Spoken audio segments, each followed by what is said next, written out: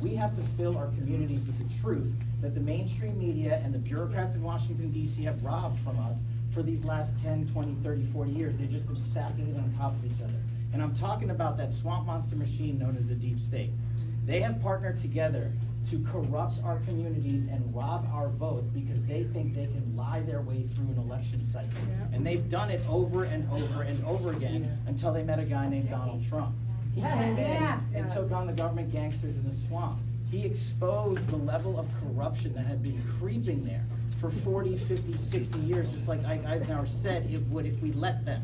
We let our duty slip away because we let it be taken over by elected bureaucrats who took our rights away from us and sold them back to us as if they were doing us a favor. Now we've caught them thanks to President Donald Trump. So the message for us and the message for the community is not one of "I told you so." That's not the right move. We have to unify, as President Trump said, behind his Agenda 47 because he's the guy that's actually bringing everyone into the tent. So we can either do that or we can take the bait from the projection con artists in Washington, D.C. and allow ourselves to tear each other apart. But when I see rooms like this, I know you all have the message, I know you all have the truth, and I know you all have the next 42 days to go 110% for this guy. So I thought I would level set for you a little bit about what these government gangsters in Washington, D.C. are doing and have been doing, and we can take that to our communities and tell them, look, you can vote however you want, but how about you try voting on the truth? And I believe if we convince everyday Americans to vote on the truth and show them that they've been robbed, they're going to flock to Donald Trump's movement. I mean, you just have to think about it this way.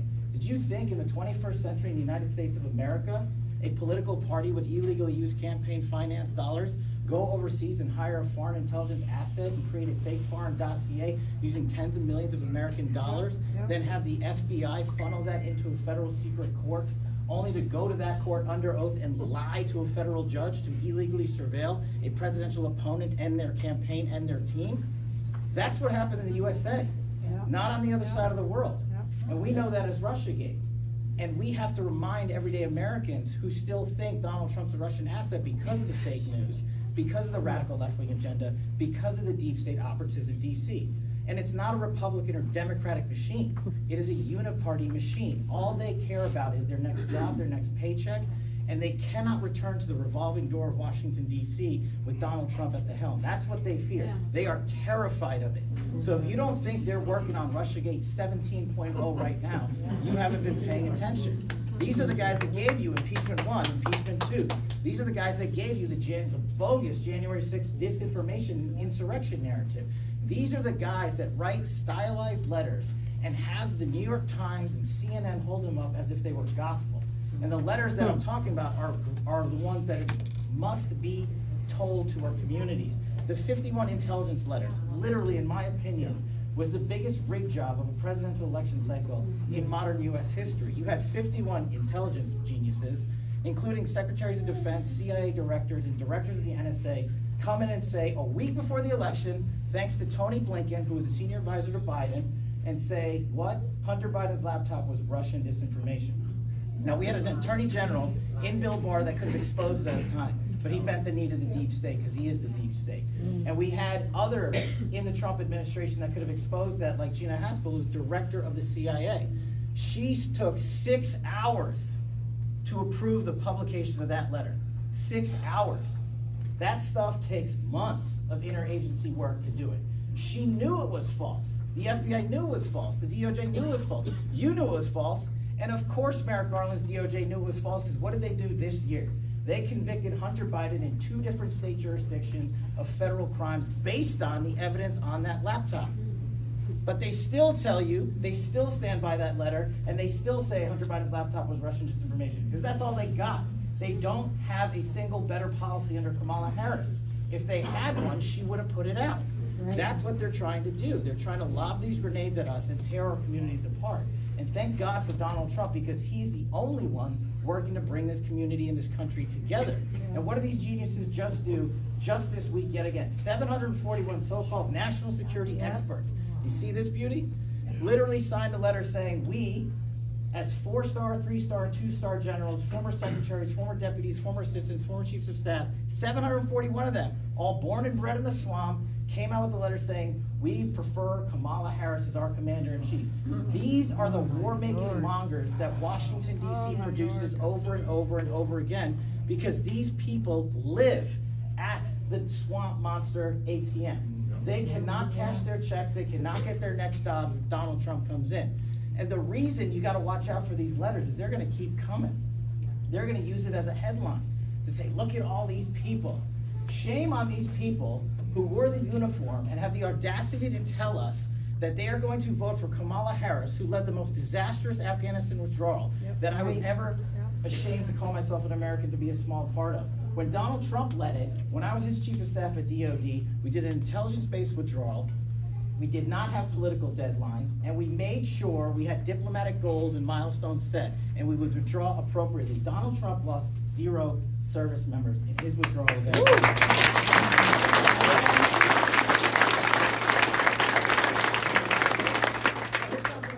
Won't tell you. Donald Trump, as president after the election, ordered the largest transition in DOD history, which I led. And we handed over, during COVID, more notes, more information, more memorandum, and more access to witnesses and government employees than ever before. And we said, you can call this plan whatever you want, it's too important. And what do? They light that plan on fire. Then you have Joe Biden go to the dignified transfer at Dover and check his watch. And you have Kamala Harris, who hasn't even called a single family to this day. And these generals, these deputies, these chiefs of staff, these 741 so-called national security experts want her. How many wars did Donald Trump end? 3. How many world wars did Kamala Harris start? 2. So far and counting. Just look at the difference. You have to take their verbiage and their language and their letters, and you have to put them back out into our communities with the facts. Kamala Harris gave the mullahs in Iran $7 billion. What did they do? They finished making a nuclear bomb. What did they do? They hired Hezbollah as their mercenary force and launched a war in Israel. And what did they do with that? Thousands of innocents were murdered. And thousands more will be murdered. Americans were taken hostage. Speaking of which, Donald Trump has to be recognized for a fact that the mainstream media never covers. Yep. He rescued over 50 hostages and detainees from around the world. That's more than every president before him. A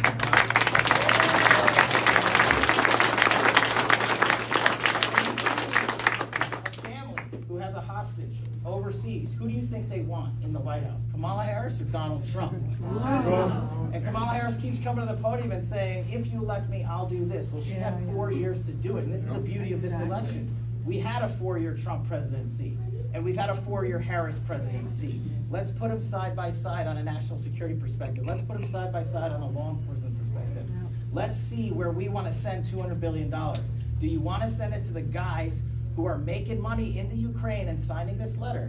Do you want to send it to the 51 intel guys who said they were out of government, but we just caught them? Half of those guys were special government employees when they signed that letter, making money from the U.S. government. Or do you want to see a president who's going to take care of our 55,000 homeless veterans first? That's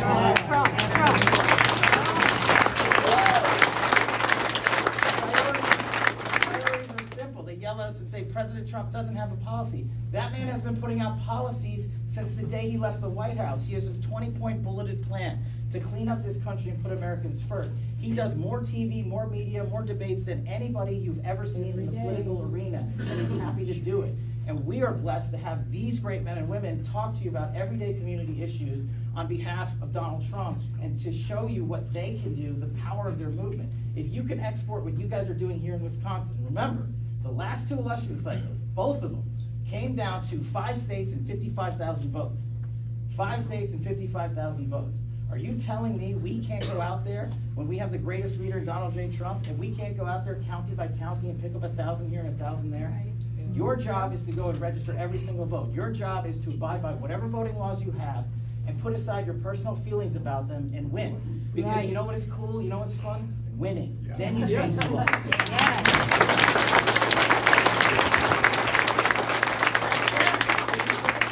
back in history and say this and that 2, 4, and 6 years ago. And I don't care if you call this election the greatest election of our lifetime. This election is the next election. It's the only one coming up. Yep. And it's the only time we're going to have President Trump on the ballot again. And it's the only time we are going to have the greatest opportunity, in my opinion, to absolutely crush the deep state of Washington, D.C.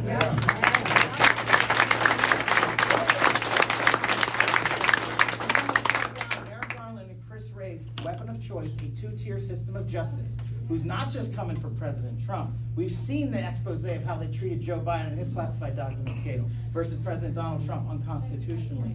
If you want to make sure that FBI doesn't show up at our houses of worship, at our schools where we send our children, and arrest us because we dare to teach our kids reading, history, and math, and science versus gender fluidity, then you have to shut down the reign of terror in Washington, D.C. that these guys are leading. And half of them are Republicans. Half of them are Republicans. And it's not just about the top of the ticket. You've got to go all the way down. The message I want to leave you with is not a national one, ironically. The message I want to leave you with is a local one. Because local level politics wins every day for everyday Americans. And if you guys don't show up every day for the next 41 days, we can't do it. We've got the guy that's going to end the forever wars. We've got the guy that's going to seal the border. We've got the guy that's going to kill Al-Qaeda senior leadership. We've got the guy that's going to wipe out the emirs of ISIS. We've got the guy that's going to make Iran bend the knee. We've got the guy that's going to restore global diplomacy around this world. We have that leader in Donald J. Trump. The least we can do is show up for him. We're going to continue to show up around this country. You guys in Wisconsin are the key to the Midwest. We have to win this state for Donald J. Trump. You guys go out there in your communities to win this state.